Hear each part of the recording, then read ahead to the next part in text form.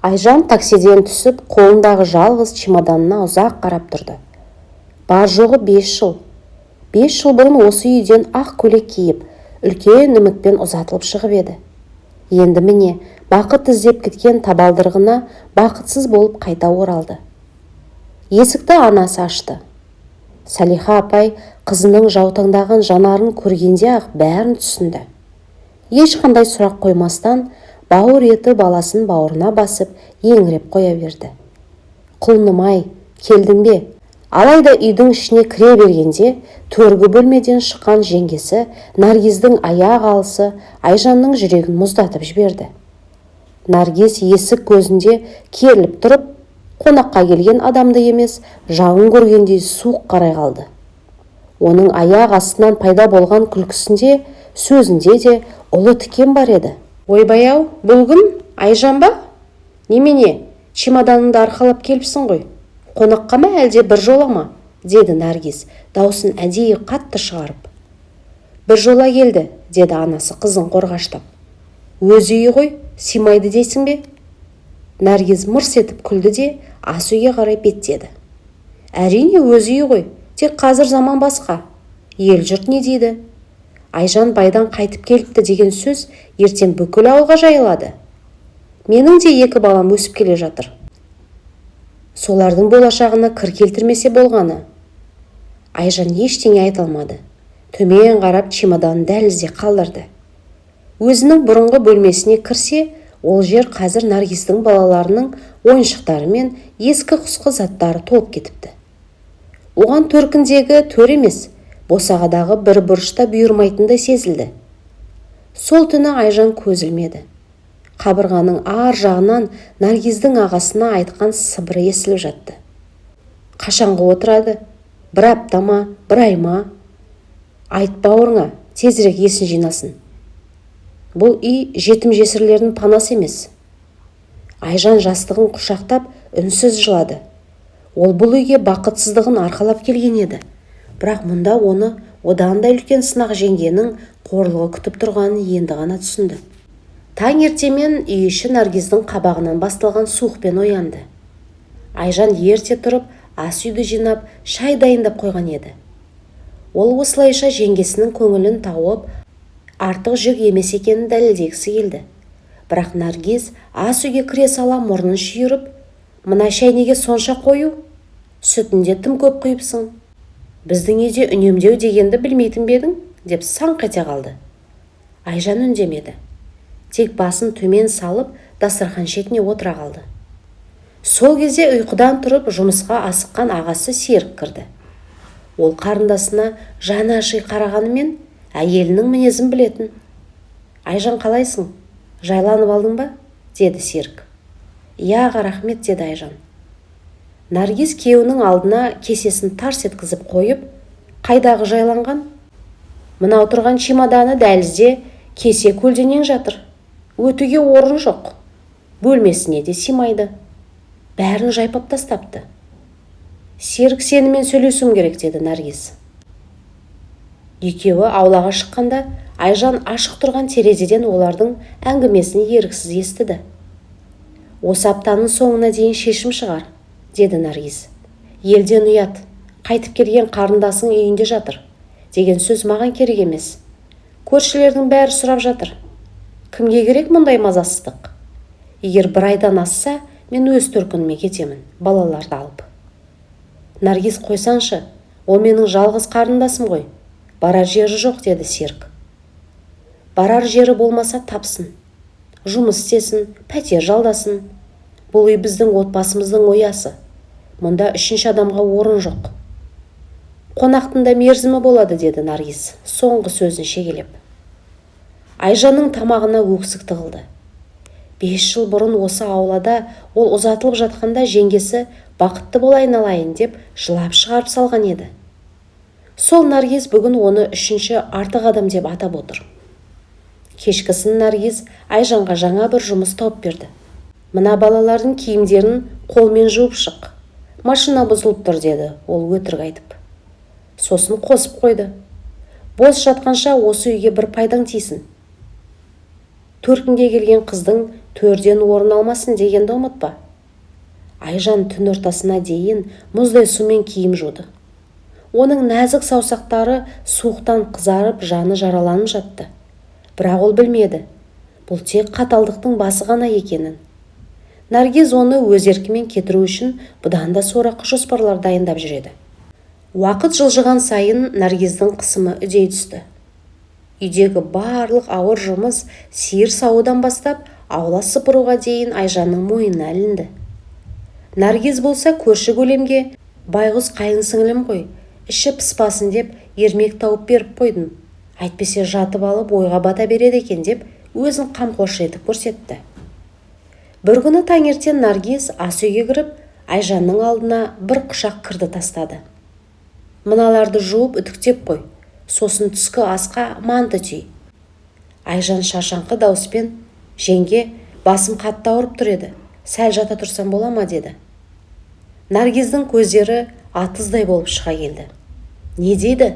Жата тұрады? Сен бұл үйге демалуға келдің деп ойлайсың ба? Біз сені асырап отырмыз. Ішіп жемің тегін емес. Ағаңның тапқаны саған шайпыл емес. Тұрда жұмысыңа кіріс. Төркініне симаған қатынның төсегі жұмсақ болмайды деп есікті тас жауып шығып кетті. Айжанның көзіне жас толды. Ол үйдегі ескі кітаптарын алып, бір сәт болса да басқа әлемге кеткісі келетін. Бірақ Наргиз оның қолынан кітап көрсе, дереу тартып алып, оқымысты болсаң, байыңмен тұрар едің. Енді келіп бізге ақылды болма деп бетіне басатын. Түс кезінде Наргиздің құрбылары қонаққа келді. Олар төрде отырып, шай ішіп, ауылдың өсегін айтып жатты. Наргиз Айжанды нұсқап, міне біздің келіншек, қайтып келді. Енді міне маған көмекші болып жүр. Қайтсын, барар жері жоқ қой деп мүсіркегенсіп күлді. Құрбыларының бірі, Наргиз, сен тым қатал емессің бе? Айжан жас қой әлі ақ бағашылар, деді жан ашып. Наргиз кесесін қоя салып, бағы ашылған адам 5 жылдан кейін чемоданын сүйреп төркіне келмейді. Бұл біздің әулеттің бетіне басылған таңба. Оны жуып шаю үшін ол осылай қызмет ету керек, деді. Кеш батты. Айжанның белі ауырып, саусақтары икемге келмей қалды. Ол ас үйде жалғыз отырып, суып қалған сорпаны ішіп жатқанда, бөлмесіне анасы Салиха апай кірді. Құлыным, кешірші мені. Қартайғанда қолымнан ештеңе келмей қалды. Наргиздің мінезіне шыда балам деп жылады анасы. Айжан анасының қолын сүйіп, мама, уайымдамаңыз, мен бәріне шыдаймын. Тек бір күні бұл қараңғылықтан шығатыныма сенемін, деді. Айжанның төркініндегі өмірі күн өткен сайын тар қапасыздықтай бола бастады. Бір күні кешкісін ол бөлмесінде жалғыз отырғанда телефонына қоңырау түсті. Бұл оның бұрынғы күйеуі Мұрат еді.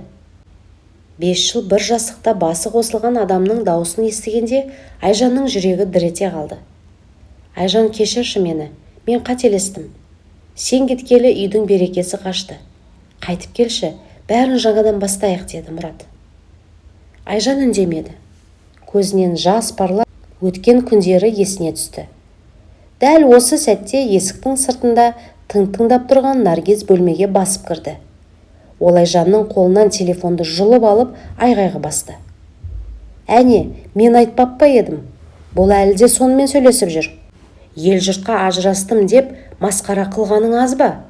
Енді түн жарында жасырын сөйлесіп, біздің абыройымызды төкпексің бе? Жеңге, бұл жай ғана қоңырау ғой. Мен ештеңе деген жоқпын деп Айжан ақталғысы келді. Бірақ Наргиз тоқтайтын емес.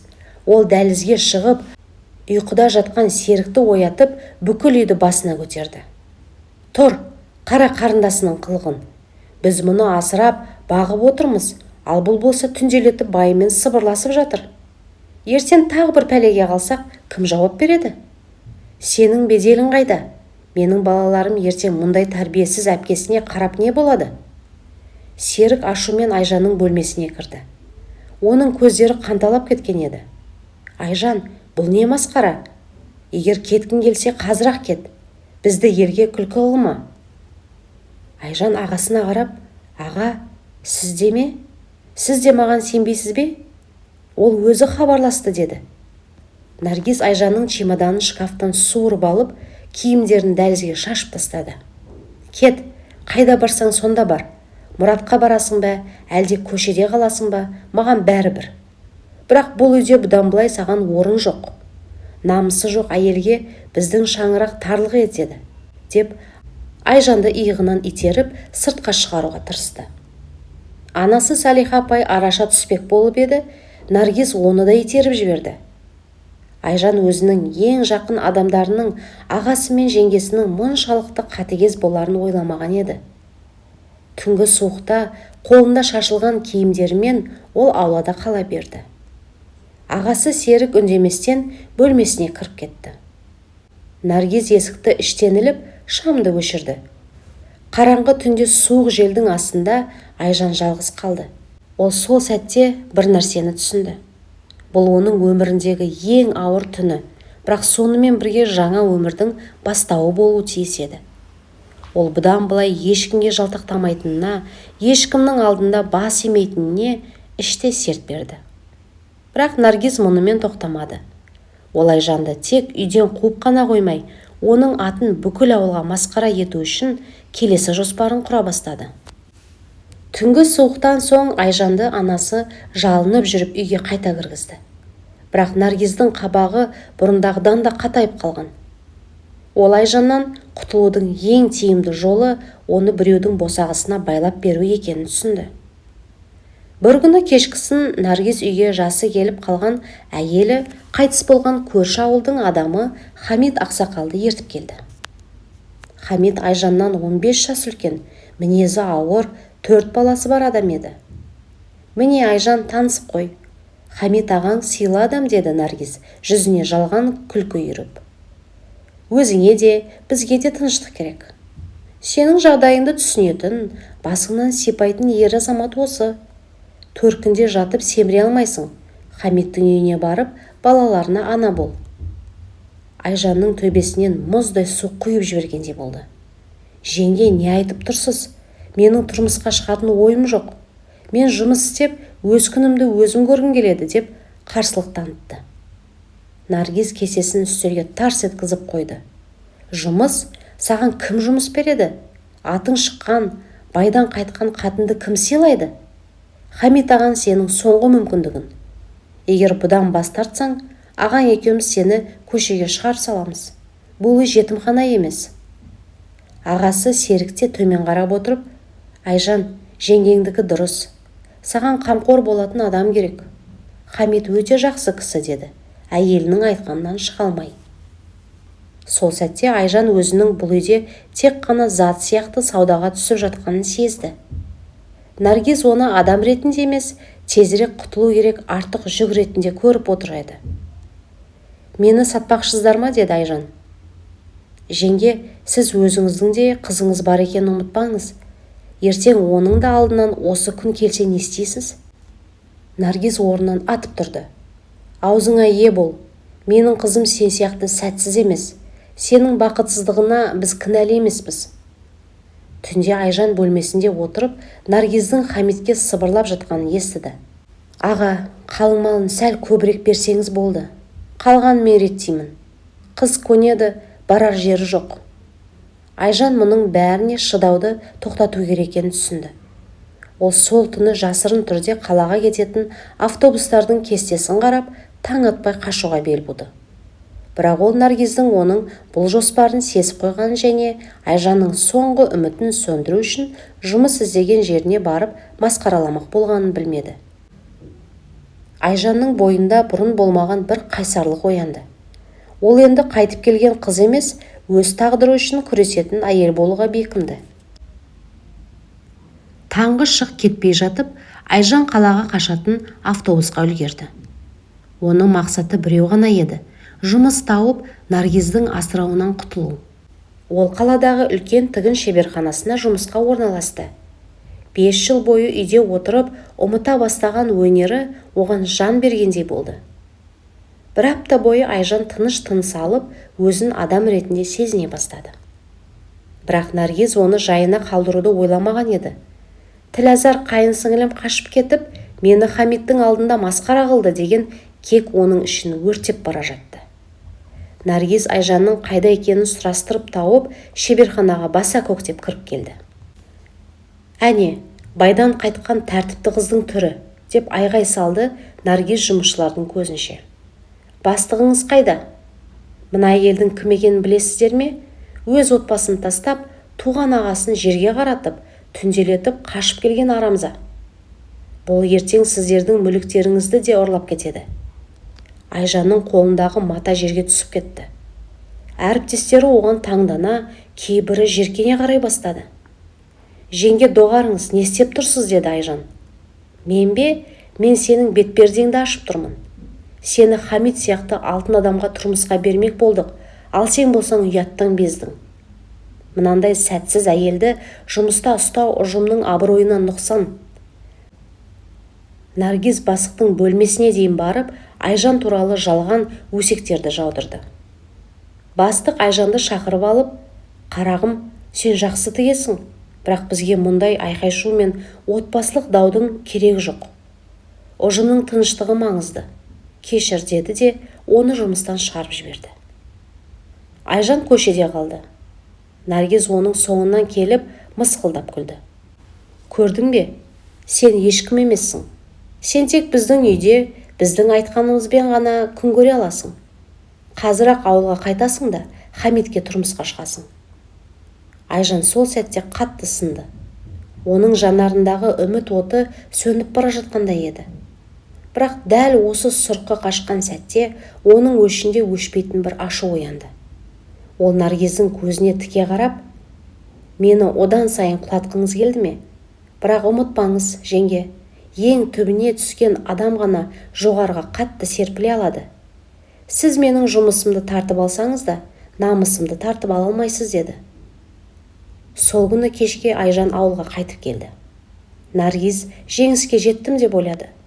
Бірақ Айжан бұл жолы үнсіз жылау үшін емес, Наргиздің барлық былығын әшкерлеп, соңғы соққыны беру үшін оралған еді. Ол Наргиздің төркініне ағасынан жасырын ақша тасып, үйдің берекесін қалай қашырып жүргенін дәлелдейтін құжаттар мен айғақтарды жинай бастады. Шайқас енді басталды. Ауылға оралған Айжан бұрындағыдай жасқаншақ емес еді. Оның жүзінде Наргиз түсінбейтін бір суық байсалдық пайда болды. Жеңгесі менің дегеніме көнді, Хамитке баратын болды деп масаттанатын.